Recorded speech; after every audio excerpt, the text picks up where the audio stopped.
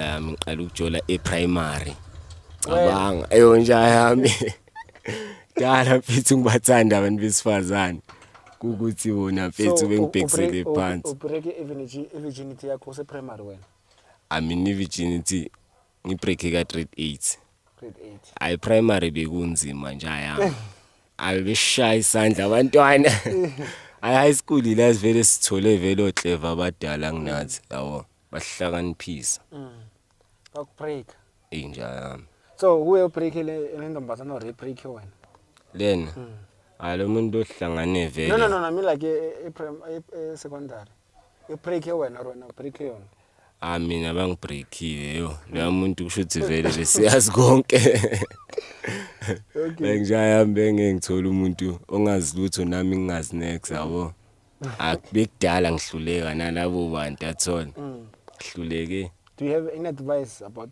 a relationship to viewers? Advice? Yeah, about relationships. Advice engingabapha yona yo. Ngajena abafethu bebheke yo. And futhi lamashowa kanje abalekile empilweni zabantu.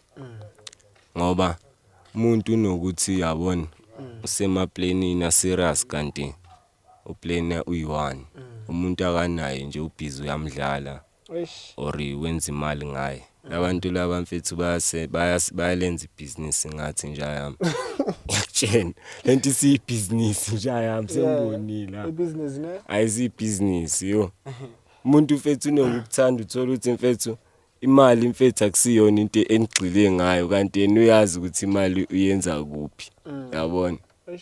Akayitholi kimi isikhathi esiningi uyithola kwi-boyfriend yakhe. Mina kushuthi ngislima ngishuthi mina ngikhona ukumphandela yabona. Aka appreciate mfethu akaneliseki lo muntu lona. Mina ngeke nje yami yo. Ngazi ngizomthatha lapho umuntu oneseka emhlabeni akudala ngijola. Phuma kwenye relationship ebinamasimba nje yami yo idea. Dramatic one nje yami yo. Azivale. Azivale nje.